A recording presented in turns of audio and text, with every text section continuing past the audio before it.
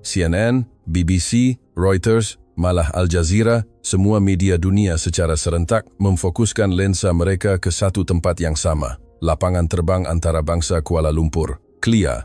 Tempat itu bukan lagi sekadar pintu masuk negara, tetapi telah menjadi garis hadapan yang membawa harapan manusia.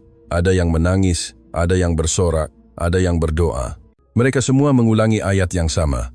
Asalkan dapat masuk ke Malaysia, walaupun harga tiket melonjak 10 kali ganda, kami tidak akan melepaskannya.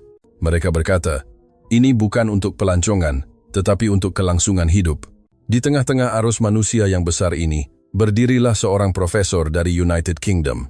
Beliau adalah seorang sarjana yang menghabiskan masa selama 30 tahun untuk membuktikan bahwa bandar raya besar tidak mungkin selamat. Beliau pernah menegaskan bahwa kabar angin tentang keselamatan di Malaysia hanyalah rekaan semata-mata. Untuk mematahkan ilusi ini dengan tangannya sendiri, beliau menaiki penerbangan menuju ke Kuala Lumpur. Namun, siapa sangka, keyakinan yang dipegangnya selama 30 tahun akan runtuh sepenuhnya dalam masa hanya 1 minggu. Sebelum kita mulakan, sila langgan saluran ini dan berikan tanda suka. Beritahu saya di ruangan komen dari mana Anda mendengar cerita ini. Baiklah, mari kita mulakan. Halo semua, saya Olivia Hunt. Saya seorang profesor di University Oxford, telah mengajar sosiologi selama 30 tahun. Kepakaran saya adalah dalam bidang jenayah bandar dan kepercayaan sosial. Ringkasnya, sepanjang hidup saya mengkaji mengapa bandar besar itu berbahaya dan mengapa manusia sukar untuk saling mempercayai. London, Paris, Beijing, Shanghai, New York, saya telah menjejakkan kaki ke bandar-bandar besar di seluruh dunia. Selama 30 tahun, saya sampai kepada satu kesimpulan yang konsisten. Semakin besar sesebuah bandar, semakin berbahaya ia. Semakin ramai orang, semakin runtuh kepercayaan. Itulah teori saya. Dan saya telah menulis 47 kertas tesis mengenainya. Sebab mengapa saya mula memberi perhatian kepada Malaysia adalah secara kebetulan. Suatu pagi, saya membuka berita BBC. Pembaca berita dengan nada teruja melaporkan berita tergempar. KLIA kini dibanjiri oleh jumlah manusia yang tidak pernah berlaku sebelum ini. Tiket penerbangan dari seluruh dunia ke Malaysia telah habis dijual. Paparan skrin menunjukkan suasana di lapangan terbang. Orang ramai duduk di lantai. Ada seorang wanita memeluk anaknya sambil menangis. Ada seorang lelaki yang melutut berdoa. Pembantu penyelidik saya, Andrea, menghantar email. Profesor, adakah Anda melihat berita tentang Malaysia hari ini? Ia sangat gila. Saya juga mahu pergi, tetapi tidak dapat membeli tiket. Tiket untuk sebulan akan datang semuanya habis. Shah membalas, kenapa sebenarnya? Adakah terdapat festival makanan atau acara besar? Jawaban Andrea sangat ringkas. Tidak. Katanya, apa yang orang cari adalah keselamatan. Keselamatan? Saya mencebik. Saya mula mencari maklumat di internet sama ada kawasan metropolitan Lembah Klang yang mempunyai populasi lebih 8 juta orang itu benar-benar selamat. Ternyata, media sosial sedang riuh rendah membincangkannya. Tertinggal dompet di Malaysia, polis hantarkan ke hotel. Pukul 2 pagi berjalan kaki sendirian di Kuala Lumpur pun tidak rasa takut. Tertinggal telepon dalam Grab, pemandu patah balik 30 menit untuk hantarkannya semula. Terdapat berpuluh-puluh video seperti ini. Saya yakin ini adalah satu bentuk viral marketing yang tipikal, bahan propaganda yang dibayar oleh kerajaan Malaysia. Saya memutuskan untuk pergi sendiri bagi mematahkan ilusi ini. Saya sudah pun memikirkan tajuk tesis saya. Analisis kepalsuan mitos keselamatan Malaysia. Masalahnya adalah tiket. Selepas mencari, memang benar tiket sudah habis. Penerbangan terus dari London ke KLIA habis, tiket transit pun habis. Akhirnya, saya memohon pelepasan penyelidikan kecemasan daripada universiti, barulah saya berjaya mendapatkan satu tempat duduk. Di dalam pesawat, seorang lelaki Jerman berusia 40 keramaan menyapa saya. Adakah Anda juga ke Malaysia? Saya ke sana untuk penyelidikan. Saya pula demi anak saya. Anak saya menghidap penyakit jarang jumpa. Hospital di Jerman sudah berputus asa. Tetapi saya dengar Malaysia mempunyai program perubatan bertaraf dunia. Pergi ke sana bermakna ada harapan. Matanya merah kerana kurang tidur. Pada saat itu saya sedar bahawa sebahagian besar penumpang di pesawat ini bukanlah pelancong. Apabila tiba di KLIA, hari sudah lewat malam, sekitar jam 11 malam. Sebaik turun dari pesawat, saya mula berasa tegang. Ini adalah tabiat selama 30 tahun lapangan terbang bandar besar sering menjadi sarang jenayah. Secara naluri, saya memeluk beg saya dengan erat di dada. Namun suasananya pelik, sangat tenang. Walaupun terdapat beribu-ribu orang yang bergerak, tiada siapa yang menjerit-jerit. Barisan sangat panjang, tetapi tiada siapa yang memotong barisan. Selepas selesai urusan imigresen, saya memesan semangkuk laksa Johor di sebuah restoran di lapangan terbang. Tidak sampai 5 menit, ia dihidangkan. Kuahnya pekat, berasa panas, lengkap dengan ulam-ulaman. Saya menghirup kuahnya sangat kaya dengan rasa. Saya terkejut, ini adalah makanan lapangan terbang. Di Heathrow, London pada jam 11 malam, Anda mungkin hanya akan mendapat sandwich sejuk yang keras. Apabila selesai makan dan mahu beredar, pelayan itu tersenyum dan bertanya, "Sedap tak, Puan?" Pandangan matanya bukan mengharapkan tip, tetapi benar-benar ikhlas, penuh dengan apa yang selalu disebut oleh rakyat Malaysia sebagai budi bahasa. Saya menaiki KLIA Express menuju ke stesen KL Sentral. Di dalam gerabak saya mengalami kejutan pertama. Ada seorang anak muda duduk di kerusi dan tertidur. Bagnya terbuka luas dan dompetnya terjulur keluar separuh. Jika ini di kereta api bawah tanah London, dompet itu akan hilang dalam masa 3 saat. Tetapi di sini, tiada siapa yang memandang pun. Anak muda itu tidur sepanjang jalan hingga ke KL Sentral, dan dompetnya tetap selamat di situ. Turun di KL Sentral dan keluar ke jalan raya, waktu sudah melepasi tengah malam. Seorang wanita berusia 2 umur dan memakai fon telinga berjalan sendirian masuk ke dalam lorong yang agak malap. Saya berhenti melangkah. Ini adalah pemandangan yang mustahil di London. Anda tahu apa yang saya katakan kepada anak perempuan saya setiap hari? Jangan sesekali keluar sendirian selepas jam 9 malam. Walaupun naik taksi, pastikan kongsi lokasi. Namun, wanita ini berjalan dengan tenang melewati lorong, masuk ke kedai serbaneka KK Supermart untuk membeli botol air, kemudian keluar semula seolah-olah ia perkara biasa. Dalam perjalanan ke hotel, saya melalui sebuah taman. Di atas bangku, ada seorang lelaki pertengahan umur yang mabuk dan tertidur. Telepon di dalam poketnya terjulur keluar. Tiba-tiba, seorang wanita berusia 50 ke atas, yang kebetulan lalu di situ berhenti melangkah. Dia menanggalkan jaketnya sendiri, menyelimutkan lelaki itu, malah menolak semula telepon itu jauh ke dalam poket lelaki tersebut. Walaupun mereka adalah orang asing yang tidak dikenali, saya terpaku di situ dengan penuh kehairanan. Apa sebenarnya yang saya lihat ini? Keesokan paginya saya merangkap plan eksperimen. Sebagai seorang sarjana, apa yang saya lihat semalam mungkin hanya kebetulan. Saya memerlukan data objektif. Saya memutuskan untuk sengaja meninggalkan barang dan beredar, kemudian lihat sama ada ia akan dikembalikan.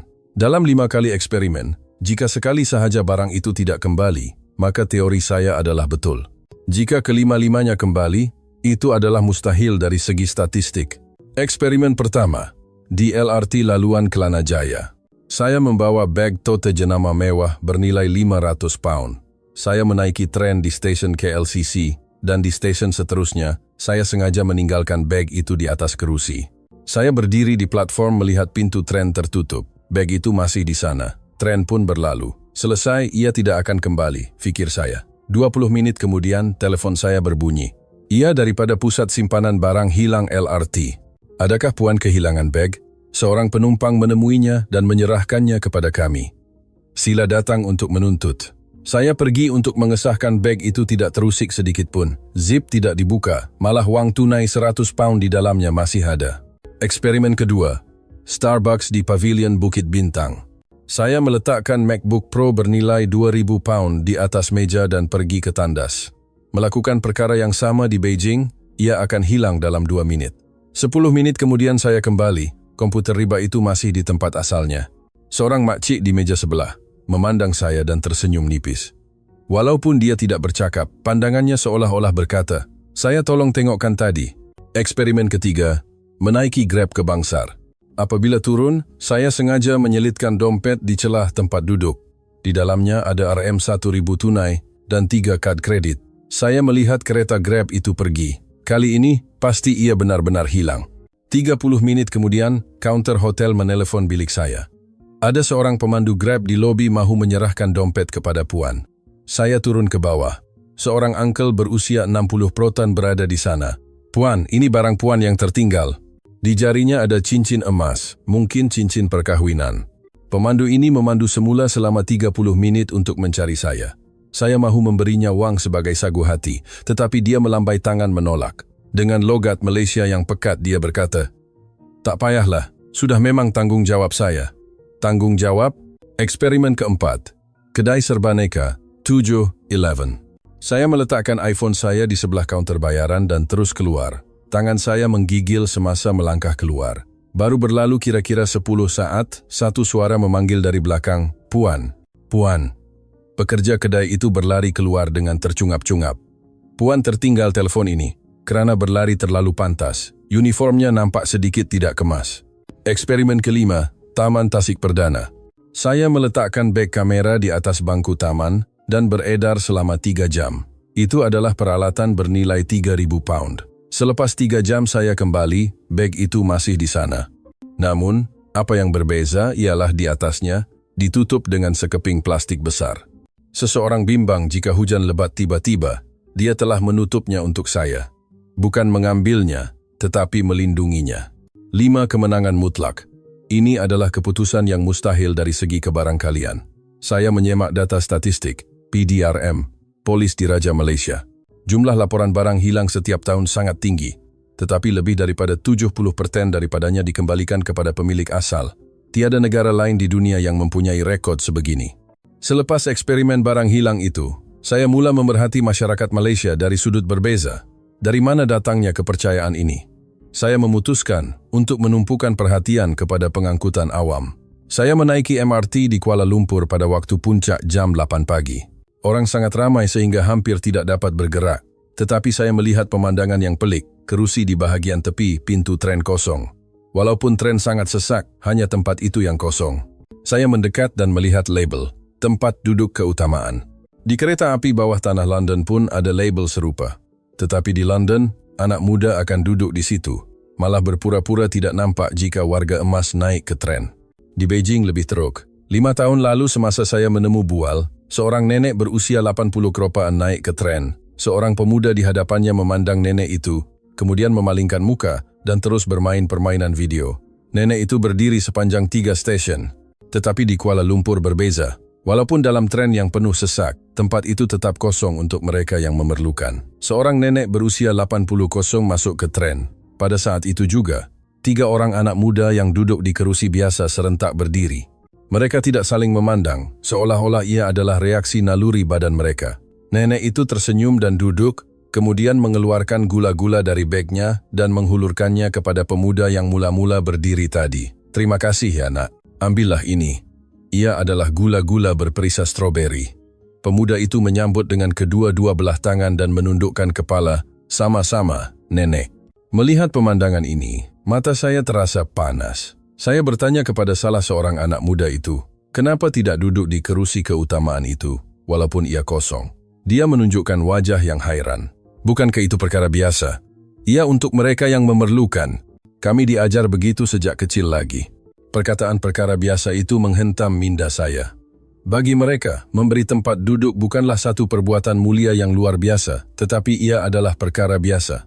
Saya melawat sebuah sekolah rendah kebangsaan. Di dalam kelas tahun 1, cikgu bertanya kepada murid-murid, "Apa yang perlu kita buat jika nampak nenek berdiri di dalam bas?" "Berikan tempat duduk." Murid-murid menjawab serentak seperti koir. "Kenapa?"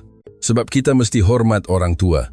Kanak-kanak berusia 6-7 tahun belajar nilai ini sebelum mereka belajar sifir matematik yang kompleks. Saya melawat pusat simpanan barang hilang di Balai Polis. Skrin besar menunjukkan status penerimaan barang secara masa nyata. Hari ini, 3.287 kes, lebih daripada 3.000 kes sehari. Pada waktu pagi, seorang lelaki berusia 40 gram masuk membawa jam tangan Rolex. Ia kelihatan bernilai lebih 100.000 rikom. Dia menemuinya di stesen MRT. Anggota polis bertanya, "Adakah Anda mahu menuntut hak ganjaran? Mengikut undang-undang, Anda mungkin boleh mendapat 10% daripada nilainya." Lelaki itu melambai tangan. "Tak perlulah. Bukan barang saya. Buat apa ambil duit?" Pemiliknya pasti sangat risau sekarang. Selepas berkata begitu, dia terus pergi tanpa meninggalkan nama. Pada waktu tengah hari, seorang makcik berusia 60 datang. Dia menemui dompet di dalam bas. Dia tidak melihat apa yang ada di dalamnya kerana ia bukan kepunyaan saya. Apabila polis membukanya, terdapat tunai lebih 1.000 dan sekeping gambar keluarga yang sudah usang. Makcik itu tersenyum melihat gambar tersebut. "Syukurlah, Gambar ini pasti sangat penting buat pemiliknya. Selepas itu, saya pergi ke Klia untuk melihat sendiri kemuncak ketibaan penumpang. Lapangan terbang itu seperti medan perang. Saya perasan sebuah keluarga pasangan muda dari Syria dan seorang anak lelaki berusia sekitar 10 tahun. Kanak-kanak itu memegang erat lencana kecil bendera Malaysia. Warna lencana itu pun sudah pudar. "Kenapa datang ke Malaysia?" tanya saya. "Kami mahu anak ini membesar di tempat yang selamat. Di kampung halaman kami, setiap hari kedengaran bunyi bom. Anak ini mimpi ngeri setiap malam. Kami dengar jika datang ke Malaysia, semuanya akan selamat." Di sudut kawasan menunggu imigresen, duduk seorang remaja lelaki berusia sekitar 12 tahun sendirian. Dia mengeluarkan lencana bendera Malaysia dari poketnya dan memainkannya. "Dari mana datangnya lencana ini?" "Ayah yang berikan." "Ayah dulu pernah belajar di Malaysia." Dia kata asalkan dapat sampai ke Malaysia, semuanya akan jadi baik. "Di mana ayah sekarang?" Anak mata remaja itu bergetar. "Di syurga." Saya tidak mampu berkata apa-apa. Anak ini memegang erat amanat terakhir bapaknya dan datang ke Malaysia sendirian. Saya juga melihat seorang budak perempuan berusia 8 tahun di kerusi roda dari Indonesia. Katanya dia menghidap penyakit saraf yang sukar diobati. Ibunya berkata dokter di Jakarta sudah berputus asa, tetapi mendengar Malaysia mempunyai teknologi perubatan dan program insurans kesihatan yang hebat. Budak itu mendongak memandang saya. "Kakak, kalau saya pergi ke Malaysia, adakah saya boleh berjalan semula?" Saya tidak dapat menjawab, hanya mampu mengangguk perlahan. Adakah keselamatan di Malaysia hanya berfungsi pada waktu siang? Saya memulakan temu bual jalanan pada waktu malam. Destinasi pertama ialah Bukit Bintang. Tiba jam 11 malam. Wanita-wanita muda berjalan sendirian, memakai fon telinga masuk ke lorong-lorong kecil. Saya mengikut masuk ke satu lorong yang lampunya agak malap. Jika di London, ini adalah jalan yang haram dimasuki. Saya bertanya kepada seorang wanita muda, "Tak takut ke jalan seorang diri waktu malam?" "Takut?" Dia mempamerkan wajah seolah-olah tidak pernah memikirkan soalan itu secara serius. Di mana-mana pun ada kedai serbaneka, terang benderang sahaja. Di tebing sungai selepas tengah malam, ada wanita sedang berjoging sendirian, memakai fon telinga dan seluar pendek. Di London, melakukan perkara ini akan dianggap sebagai orang gila. Pada waktu malam, saya pergi semula ke pusat perubatan. Budak perempuan Indonesia di kerusi roda itu ada di sana. Seorang sukarelawan menolak kerusi rodanya dengan sangat lembut melalui koridor, takut mengejutkan pesakit lain. Di lobi saya bertemu semula dengan lelaki Jerman yang saya jumpa di dalam pesawat bapa yang anaknya menghidap penyakit saraf itu. Dia sedang menangis. "Adakah Anda oke?" Mereka kata anak saya boleh dirawat. Pasukan perubatan Malaysia kata ada harapan. Padahal di Jerman, mereka kata ia mustahil. Dia menggenggam tangan saya erat. Sangat bersyukur saya datang ke Malaysia. Dalam perjalanan pulang ke hotel, saya juga coba berjalan kaki sendirian, jam 2 pagi. Dalam 52 tahun hidup saya, pernahkah saya berjalan kaki sendirian di jalan raya pada jam 2 pagi? Di London, tidak pernah sekalipun, tetapi saya tidak berasa takut. Buat pertama kalinya, saya merasakan kegelapan malam tidak menakutkan. Semuanya nampak sempurna. Barang hilang dipulangkan, menghormati warga tua, malam yang selamat. Malaysia benar-benar seperti sebuah utopia. Namun, pada petang itu, saya berhadapan dengan sisi lain Malaysia. Semasa berjalan pulang ke hotel selepas menemu bual di pusat perubatan, saya melalui lorong berhampiran pasar malam. Kira-kira jam 9 malam, beberapa lelaki pertengahan umur berdiri di hadapan sebuah gerai makan sambil merokok dan minum. Apabila saya mau melintasi mereka, salah seorang daripada mereka memandang saya dan berkata dengan kuat, orang asing lagi. Datang nak beratur juga ke? Malaysia ni dah jadi pusat perlindungan ke sekarang?" Kata-kata itu jelas ditujukan kepada saya. Jantung saya terasa berat. Saya berpura-pura tidak dengar dan terus berjalan. Seorang lagi lelaki menyampung. "Datang hospital tapi tak bayar pun. Cuma nak rawatan percuma. Kita ni bayar cukai, mereka pula datang guna kemudahan kita. Ingat kita ni bank ke?" Saya berhenti melangkah. Mulut terasa kering, badan kaku. Walaupun mereka mungkin sedikit mabuk, pandangan mata mereka sangat tajam. Saya tidak berkata apa-apa dan terus melarikan diri dari lorong itu. Di belakang, kedengaran suara gelak tawa mengejek. Pulang ke hotel, saya tidak dapat menenangkan diri untuk masa yang lama. Tangan saya menggigil. Adakah saya tidak dialu-alukan? Adakah segala kemesraan dan keprihatinan yang saya alami beberapa hari ini hanyalah luaran sahaja? Beberapa hari kemudian, kejadian serupa berlaku lagi. Semasa melalui bilik rehat di pusat perubatan, saya terdengar perbualan kaki tangan. Hari ini profesor asing itu datang lagi. Setiap hari datang ambil gambar. Apa sebenarnya yang dia nak tulis? Itulah Fasal. Sejujurnya, agak menyusahkan juga. Tanya macam-macam soalan depan pesakit, nampak macam tak selesa. Mereka bercakap tentang saya. Muka saya terasa panas. Tangan yang memegang cawan kopi bergetar. Saya meninggalkan tempat itu dengan senyap. Malam itu saya membuat panggilan video dengan Andrea. Ada apa-apa berlaku ke, Profesor? Andrea bertanya sebaik melihat wajah saya. Tiada apa yang besar, cuma terdengar beberapa perkara yang tidak selesa. Saya tak tahu sama ada betul atau tidak saya datang ke sini. Andrea mengeluh. Profesor, itu perkara biasa.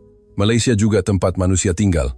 Ada 33 juta orang di sana. Sudah tentu ada orang yang bencikan orang asing, ada orang yang letih dan cepat marah, ada juga orang yang mulutnya celupar. Di mana-mana pun sama. Yang penting, sebahagian besar daripada mereka ikhlas menyambut Anda.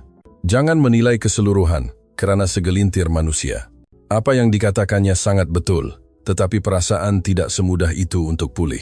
Malam itu saya tidak dapat tidur. Saya mencari di internet dengan kata kunci pandangan orang Malaysia terhadap warga asing, reaksi ketibaan warga asing di Malaysia. Saya melihat banyak komen negatif. Namun, sedang saya mencari, saya terjumpa satu hantaran secara kebetulan di forum Loyat. Terima kasih kepada seorang warga asing di Kelia, buat saya rasa gembira sepanjang hari. Penulis hantaran itu memperkenalkan diri sebagai kaki tangan lapangan terbang. Beberapa hari lepas, dia melihat seorang warga asing di barisan imigresen memberikan gilirannya kepada seorang warga emas yang beratur di belakang. Walaupun warga asing itu sampai dahulu, dia berundur ke tepi dan berkata, "Silakan, puan dulu." Hantaran itu berakhir dengan ayat. Selepas warga asing itu pergi, pemandangan itu terus terbayang di minda saya. Walaupun dia orang asing, dia memahami dan mengamalkan budaya hormat orang tua di Malaysia.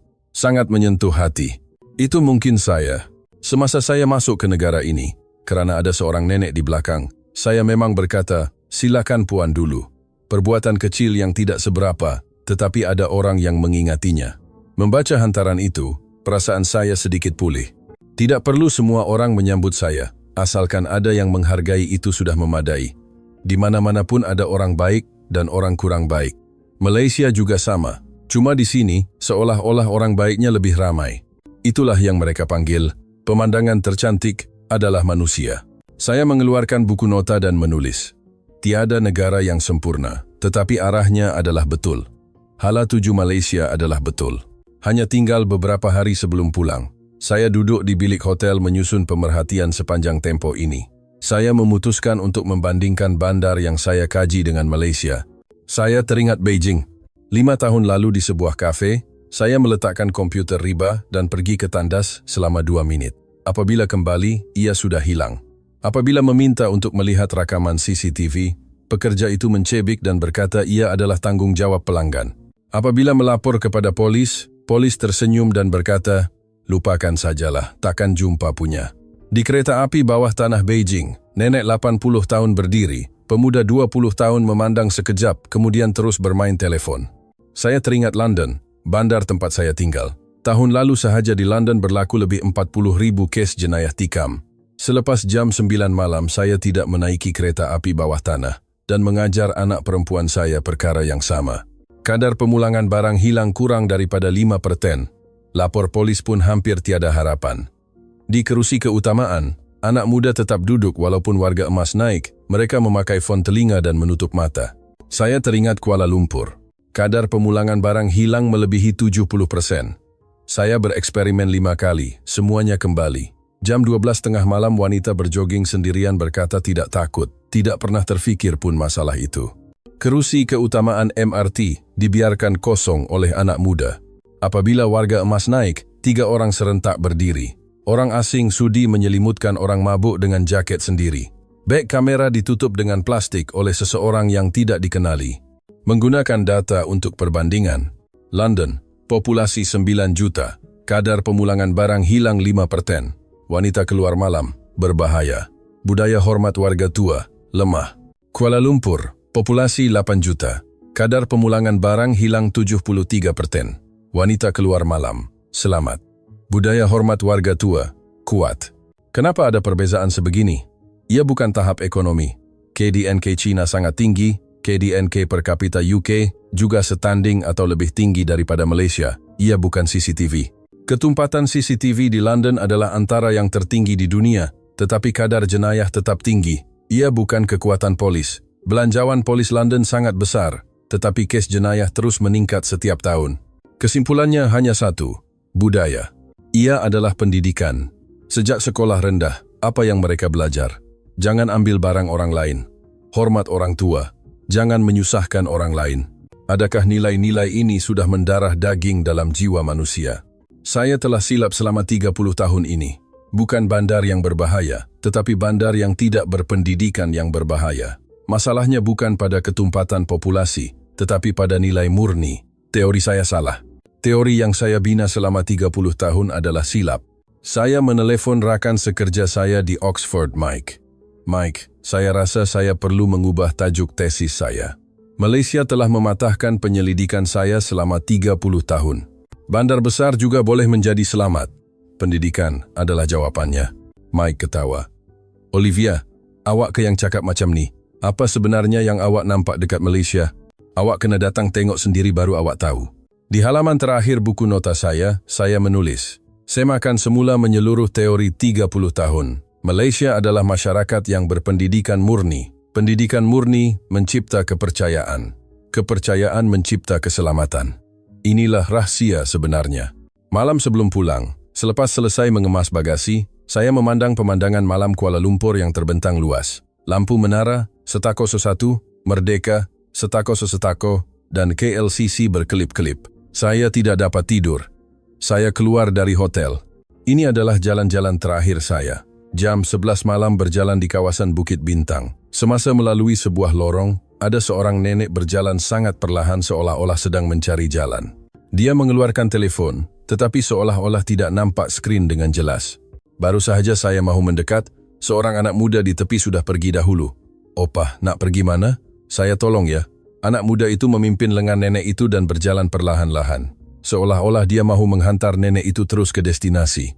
Dia tidak meminta sebarang balasan. Ia dilakukan seolah-olah perkara biasa. Saya memerhatikan susuk tubuh mereka untuk masa yang lama. Keesokan paginya, saya tiba di KLIA. Selesai urusan daftar keluar, saya duduk berhampiran pintu masuk pesawat.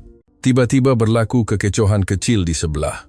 Sebuah keluarga warga asing kelihatan sangat cemas. Pasangan muda dan seorang anak berusia sekitar 5 tahun. Anak itu menangis.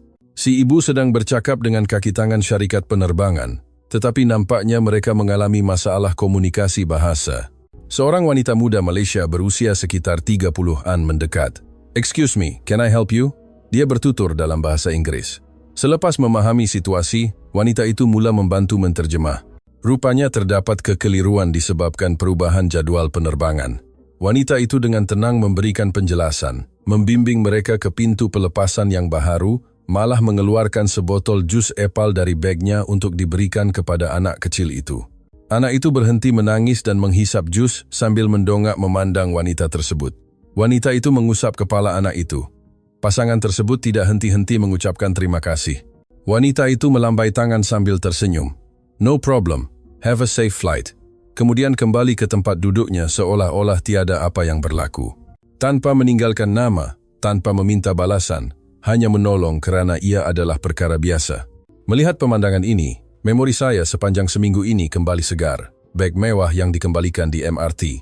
Pemandu Grab yang memandu 30 menit untuk memulangkan dompet dengan cincin perkahwinan di jarinya. Gula-gula stroberi daripada nenek di kerusi keutamaan. Seseorang yang menutup beg kamera saya dengan plastik. Jalan raya jam 2 pagi yang tidak menakutkan. Remaja Syria yang memegang erat amanat bapanya. Budak perempuan Indonesia di kerusi roda yang berharap dapat berjalan semula. Bapa dari Jerman yang menangis kerana anaknya boleh dirawat. Anak muda yang menghantar nenek pulang ke rumah. Wanita yang memberi jus kepada kanak-kanak asing. Inilah Malaysia. Ia bukan negara yang sempurna. Ada juga orang yang melayan saya seperti pelarian. Ada kaki tangan yang berbisik-bisik di belakang saya. Tetapi itu adalah segelintir kecil. Sebahagian besar manusianya adalah berbeza. Manusia yang menganggap membantu orang asing adalah perkara biasa. Manusia yang tidak tamak akan harta orang lain. Manusia yang menghormati orang tua. Manusia yang tidak saling menyakiti walaupun di tengah kegelapan malam. Manusia yang memberi harapan kepada kanak-kanak yang sakit. Saya menaiki pesawat, duduk di kerusi tepi tingkap, dan memandang keluar. Pesawat mula bergerak perlahan. Semasa saat berlepas, panorama Kuala Lumpur terpapar di depan mata. Bangunan pencakar langit, sungai, dan pergunungan berkilauan di bawah cahaya matahari. Sangat cantik. Bukan sekadar pemandangan yang cantik, tetapi manusia yang tinggal di dalamnya sangat cantik. Saya memejamkan mata dan berpikir, apa yang perlu saya buat dahulu sebaik pulang ke London nanti? Saya akan menulis tesis-tesis yang membetulkan teori 30 tahun saya. Bandaraya juga boleh menjadi selamat. Pendidikan adalah jawabannya. Malaysia adalah buktinya. Kemudian saya akan memberitahu anak perempuan saya, Emily. Emily, di dunia ini ada sebuah negara di mana kamu boleh berjalan sendirian pada waktu malam tanpa rasa takut. Barang kamu yang hilang akan kembali. Orang asing akan membantu kamu tanpa meminta balasan. Jangan pernah hilang harapan terhadap kemanusiaan.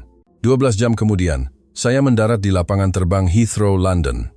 Sebaik melangkah keluar dari balai ketibaan, secara naluri saya memeluk beg saya erat di dada. Ini adalah tabiat yang dipupuk selama 30 tahun. Padahal di Kuala Lumpur saya tidak begitu.